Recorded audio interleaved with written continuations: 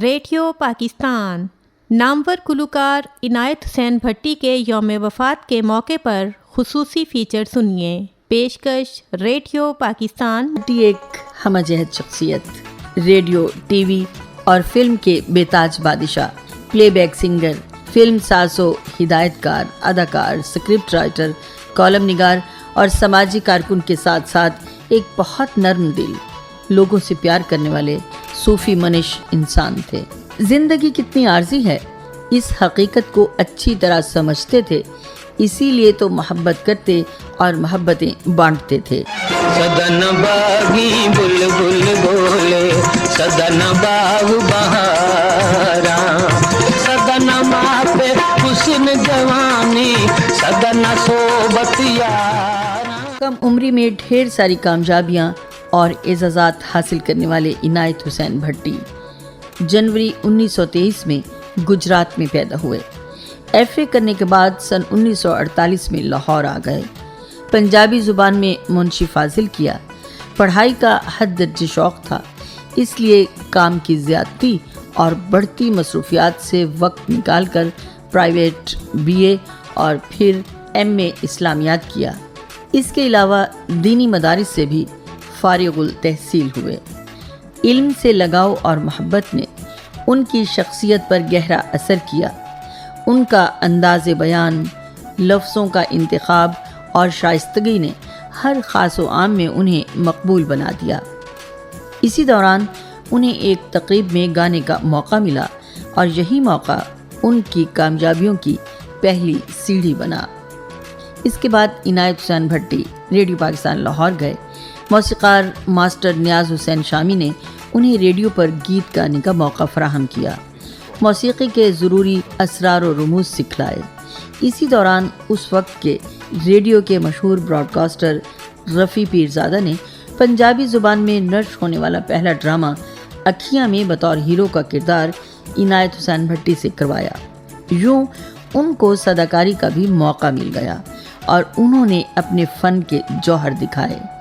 آگے بڑھنے کا یہ سفر جاری رہا اور سن 1949 میں ماسٹر نیاز حسین شامی نے ان کی ملاقات غلام محمد چشتی یعنی بابا جی اے چشتی سے کرائی۔ بابا جی اے چشتی ان دنوں فلم ساز و ہدایت کار نذیر احمد خان کی فلم پھیرے کی دھنیں بنا رہے تھے۔ انہوں نے فلم پھیرے کے کچھ گیتوں کی آفر عنایت حسین بھٹی صاحب کو کر دی۔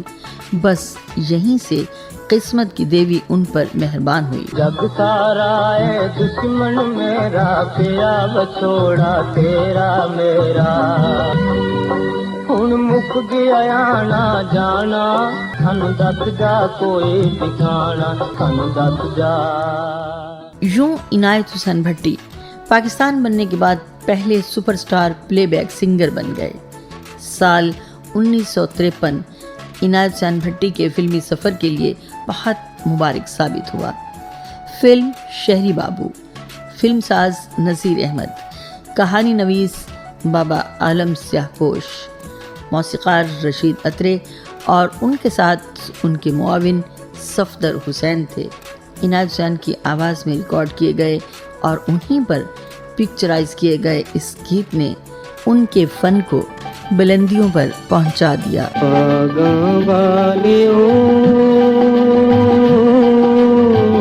نام جپو مولا نام، نام مولا نام، نام پاگاں والیو، نام جپو مولا نام، نام مولا نام، نام۔ سن 1955 میں شباب کرانوی نے اردو فلم بنائی جلن، اور اس فلم میں عنایت حسین بھٹی کو بطور ہیرو لیا۔ یہ شباب کرانوی صاحب کی بھی پہلی فلم تھی۔ اسی سال فلم ساز و ہدایت کار نذیر نے فلم بنائی ہیر۔ اس فلم میں اپنے وقت کی نامور ہیروئن سورن لتا نے بطور ہیروئن کام کیا اور ہیرو ان کے ساتھ تھے عنایت حسین بھٹی۔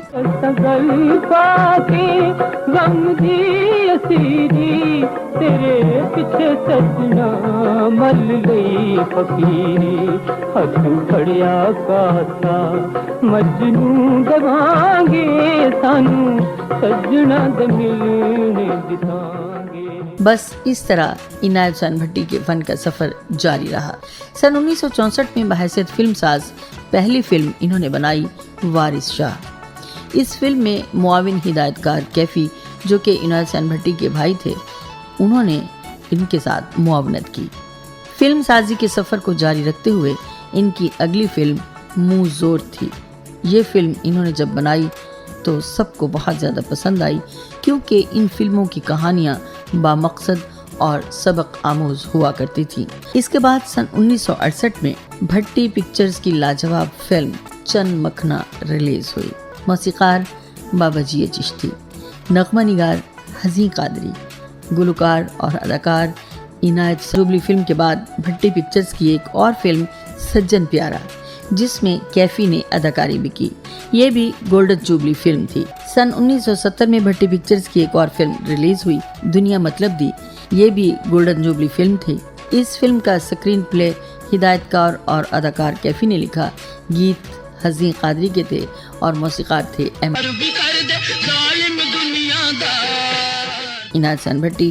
وہ واحد پاکستانی مرد اداکار اور گلوکار ہیں جو بیک وقت super star, playback singer اور اداکار ہوئے. عنایت حسین بھٹی اردو اور پنجابی فلموں کے بعد سرائکی فلموں کی طرف بھی متوجہ ہوئے. وہ پہلے ہدایت کار، اداکار اور گلوکار ہیں جنہوں نے سرائکی فلمیں بنائیں، ان کے گانے گائے اور ان فلموں میں کام بھی کیا. ٹیلی ویژن لاہور مرکز سے سن 1990 کی دہائی میں دستاویزی پروگرام اجالا شروع کیا. صوفی شعراء اور بزرگان دین سے متعلق اس مقبول پروگرام کی میزبانی وہ خود کرتے تھے. ان کے بیٹے ندیم عباس کہتے ہیں، والد صاحب ایک انتہائی محنتی، شفیق اور ہمدرد دل کے مالک تھے. مجھے اپنے والد صاحب کی تمام اچیومنٹس پہ بہت فخر ہے.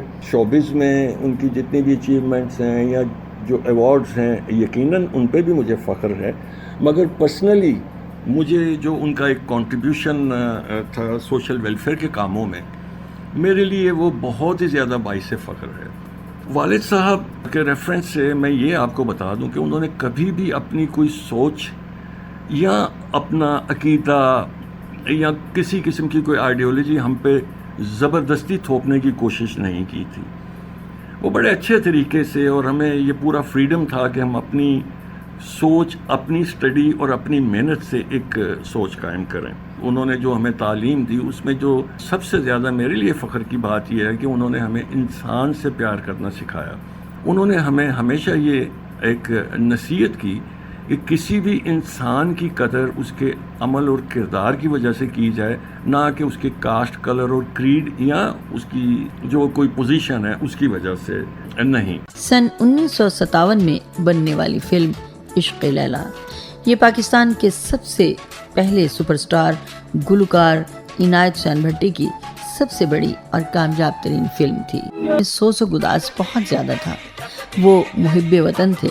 ان کے گائے ملی گیت اللہ اکبر کو مسلح افواج کے فوجی بینڈ نے ترانہ بنایا جسے طفیل ہوشیار پوری نے لکھا اور موسیقار رشید اترے نے طرز بنائی تھی. عنایت حسین بھٹی کو بے شمار نگار ایوارڈز بھی ملے.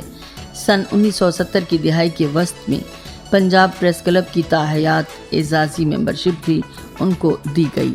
سن 1976 میں گراموفون کمپنی آف پاکستان سے کمپنی سے اپنی رفاقت کی سلور جوبلی ہونے کے موقع پر عنایت حسین بھٹی کو سلور ڈسک پیش کی گئی. ان کی انسانی اور سماجی خدمات کو دیکھتے ہوئے پاکستان میڈیکل ایسوسی ایشن نے سن 1974 میں نشتر میڈیکل کالج ملتان میں منعقدہ ایک تقریب میں انہیں میڈیکل کالج کا نشان دیا. برِ صغیر پاک و ہند میں یہ واحد مثال ہے کہ طب سے غیر وابستہ کسی بھی شخص کو یہ نشان ملا ہو. وہ ایوارڈ کیا تھا، وہ نشان کیا تھا، اس حوالے سے ڈاکٹر صدیق خان قادری کہتے ہیں، عنایت حسین بھٹی وطن عزیز کے ایک ورسٹائل فنکار تھے. انہوں نے مختلف پروگرامز کی کمپیئرنگ کی، بالخصوص پاکستان ٹیلی ویژن پر بزرگان دین کے حالات زندگی، ان کی تعلیمات اور دور حاضر میں ان کے ارشادات پر عمل کرنے کی ضرورت پر زور دینے کے لیے انہوں نے پاکستان میں مختلف مقامات پر بزرگان دین کے مزارات پر حاضری دی. وہ ملتان میں بھی پہنچے، یہاں حضرت شیخ الاسلام بہاؤالدین زکریا اور حضرت شاہ رکن عالم رحمت اللہ علیہ کی تعلیمات پر پروگرام پیش کیے۔ یہاں پر بالخصوص یہ بات قابل ذکر ہے کہ جناب عنایت حسین بھٹی پاکستان کی تاریخ کے وہ واحد فنکار ہیں جنہیں ایشیا کی عظیم طبی، تحقیقی اور تعلیمی درسگاہ نشتر میڈیکل کالج، اس میں 1974 میں ان کو اعزاز سے سرفراز کیا، ان کو ایوارڈ دیا اور اہالیان ملتان کی جانب سے ان کی تاج پوشی بھی کی گئی۔ وسیم عباس بھٹی خاندان کا سپوت جو اپنے باپ کے نقش قدم پر چلتے ہوئے ان کا نام روشن کر رہے ہیں، وہ اپنے والد کے کام کے حوالے سے کہتے ہیں، ہم نے اپنی زندگی میں ان سے بہت کچھ سیکھا۔ اس میں سب سے پہلے تو محنت ہے کہ انسان کو سٹرگل ساری زندگی جاری رکھنی چاہیے۔ میں نے اپنے والد کو عمر کے آخری حصے تک پڑھتے ہوئے دیکھا ہے، اس لیے کہ ان کی جو ریلیجس سروسز ہیں، ان کی سوشل سروسز جو ہیں، ان سے میں بہت زیادہ امپریس ہوا اپنی زندگی میں، اور میں نے کچھ سیکھنے کی کوشش کی کہ اگر آپ اس دنیا میں کسی کے کام آ سکتے ہیں تو اس سے بڑی نیکی شاید کوئی اور نہیں ہے۔ اور آپ کو زندگی بھر مطالعہ کرتے رہنا چاہیے، پڑھتے رہنا چاہیے، نئی باتیں سیکھنی چاہیے اپنے دین کے بارے میں، دنیا کے بارے میں۔ یہ وہ چیزیں ہیں جن سے میں بہت زیادہ انسپائر ہوا۔ بحیثیت والد وہ انتہائی شفیق انسان تھے، بہت محبت کرنے والے، اپنے بچوں کا بہت زیادہ خیال رکھنے والے، بلکہ اپنے پورے خاندان کا بہت خیال رکھنے والے۔ اور میں یہی کہوں گا کہ انسان کو دنیا میں دوسروں کے کام آنا چاہیے، یہی میں نے ان سے سیکھا ہے۔ جو بھی آپ کی حیثیت ہے، آپ انسانیت کے لیے جو کچھ بھی کر سکتے ہیں ضرور کرنا چاہیے۔ پاکستانی فلمی صنعت میں ایسی ہمہ جہت شخصیت ڈھونڈے سے بھی نہیں ملتی جس کی زندگی کا ہر رخ شاندار رہا ہو۔ آج عنایت حسین بھٹی ہم میں نہیں، مگر ان کا فن آج بھی زندہ ہے، اور ان کے گائے نغمے آج بھی ہر پیار کرنے والے دل کی دھڑکن ہیں۔